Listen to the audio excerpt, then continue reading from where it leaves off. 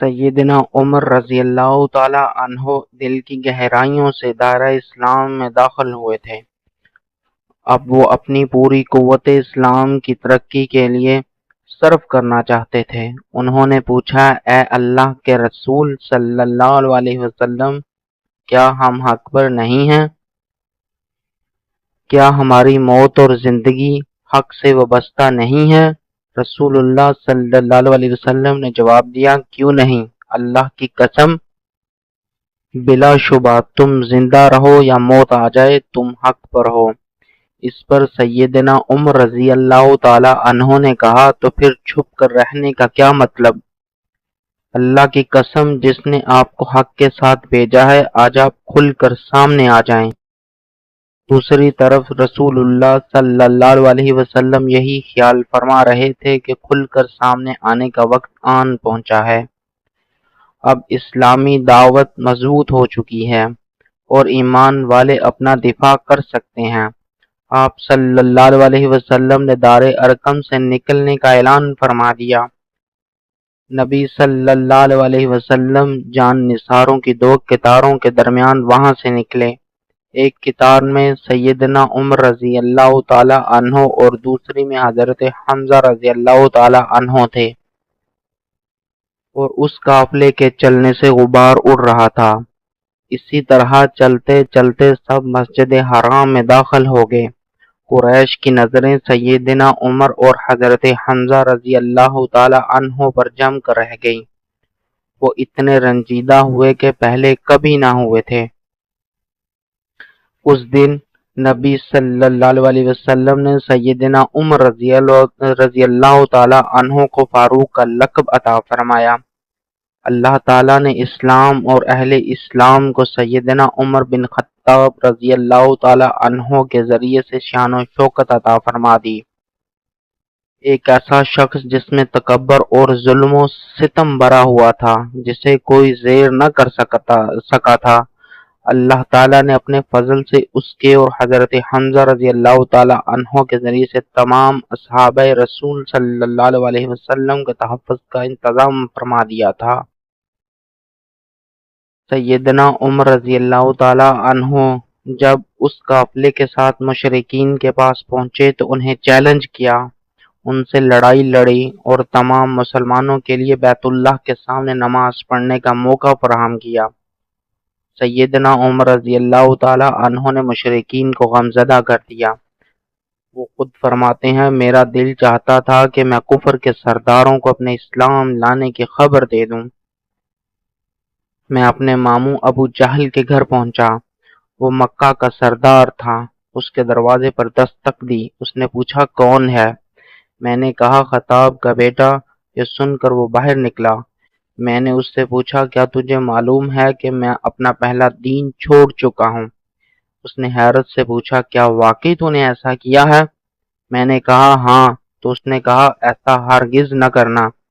میں نے کہا، میں تو ایسا ہی کروں گا۔ ابو جہل دوبارہ یہی الفاظ کہتا ہوا دروازہ بند کر کے اندر چلا گیا۔ میں نے سوچا اتنا کافی نہیں ہے۔ میں ایک اور سردار کے دروازے پر پہنچا۔ دروازہ کھٹکھٹایا، اندر سے پوچھا گیا، کون ہے؟ میں نے کہا، خطاب کا بیٹا۔ وہ باہر آیا تو میں نے کہا، کیا تجھے خبر ہے کہ میں اپنا پہلا دین چھوڑ چکا ہوں؟ اس نے کہا، کیا واقعی تو نے ایسا کیا ہے؟ میں نے کہا، ہاں۔ اس نے کہا، ایسا مت کرنا۔ پھر وہ بھی واپس گھر میں گھس گیا اور دروازہ بند کر لیا۔ اس کے بعد بھی مجھے تسلی نہ ہوئی۔ ایک آدمی نے مشورہ دیا کہ اگر آپ اپنے اسلام کے بارے میں سب کو خبر دینا چاہتے ہیں تو اس کی ترکیب یہ ہے کہ جب لوگ حتیم میں مجلس لگا کر بیٹھیں گے تو وہاں ایک آدمی جمیل بن معمر جمحی بھی ہوگا۔ آپ اس کے پاس بیٹھ کر کہہ دیں، کیا تجھے علم ہے کہ میں نے اپنا پہلا دین چھوڑ دیا ہے؟ میں نے ایسا ہی کیا۔ اس نے سنتے ہی بآواز بلند سب کو خبردار کیا کہ سنو، خطاب کا بیٹا بھی دین ہو گیا ہے۔ یہ سننا تھا کہ وہ سب مجھ پر ٹوٹ پڑے۔ وہ مجھے اور میں انہیں مارنے لگا۔ ایک اور روایت میں ہے، عبداللہ بن عمر رضی اللہ تعالیٰ عنہ بیان فرماتے ہیں، جب سیدنا عمر رضی اللہ تعالیٰ عنہ مسلمان ہوئے تو قریش کو خبر نہ ہوئی۔ سیدنا عمر رضی اللہ تعالیٰ عنہ نے پوچھا، مکہ میں سب سے زیادہ خبریں پھیلانے والا کون ہے؟ انہیں بتایا گیا کہ وہ جمیل بن معمر جمحی ہے۔ سیدنا عمر رضی اللہ تعالیٰ عنہ فوراً اس کی طرف چل دیے۔ میں ان کے پیچھے پیچھے تھا۔ میں سمجھ بوجھ کی عمر میں تھا، وہ جو کچھ کر رہے تھے میں دیکھ رہا تھا۔ سیدنا عمر رضی اللہ تعالیٰ عنہ جمیل کے پاس پہنچے اور کہا، اے جمیل، میں مسلمان ہو گیا ہوں۔ اللہ کی قسم، یہ سننا تھا کہ اس نے سیدنا عمر رضی اللہ تعالیٰ عنہ سے کوئی بات نہ کی۔ وہ فوراً اپنی چادر گھسیٹتا ہوا کھڑا ہوا۔ سیدنا عمر رضی اللہ تعالیٰ عنہ اس کے پیچھے اور میں سیدنا عمر رضی اللہ تعالیٰ عنہ کے پیچھے تھا۔ وہ مسجد حرام کے دروازے پر پہنچا اور چلا چلا کر کہنے لگا، اے قریشیو، خبردار ہو جاؤ، خطاب کا بیٹا بے دین ہو گیا ہے۔ لوگ کعبہ کے گرد اپنی مجلسوں میں بیٹھے تھے۔ سیدنا عمر رضی اللہ تعالیٰ عنہ نے جب اس کی بات سنی تو بولے، یہ جھوٹ بولتا ہے، میں بے دین نہیں ہوا بلکہ مسلمان ہوا ہوں، اور میں گواہی دیتا ہوں کہ اللہ کے علاوہ کوئی معبود نہیں اور محمد رسول اللہ صلی اللہ علیہ وسلم اللہ کے رسول ہیں۔ یہ سن کر وہ سب فوراً سیدنا عمر رضی اللہ تعالیٰ عنہ کی طرف بڑھے۔ سیدنا عمر رضی اللہ تعالیٰ عنہ نے عتبہ بن ربیعہ کو پکڑ کر زمین پر دے مارا، اس کے سینے پر چڑھ کر بیٹھ گئے اور اسے مارنے لگے۔ انہوں نے اپنی انگلیاں اس کی آنکھوں میں گھسا دیں۔ عتبہ درد کے مارے چلانے لگا۔ لوگ پیچھے ہٹ گئے۔ سیدنا عمر رضی اللہ تعالیٰ عنہ کھڑے ہو گئے۔ جو بھی آگے بڑھنے کی جرات کرتا تو کوئی نہ کوئی سردار اسے منع کر دیتا۔ آہستہ آہستہ سب ڈر کے مارے پیچھے ہٹ گئے۔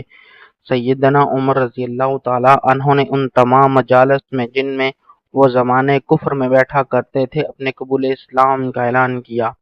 ایک روایت میں ہے کہ سیدنا عمر رضی اللہ تعالیٰ عنہ لوگوں سے مسلسل لڑتے رہے یہاں تک کہ سورج سر پر پہنچ گیا۔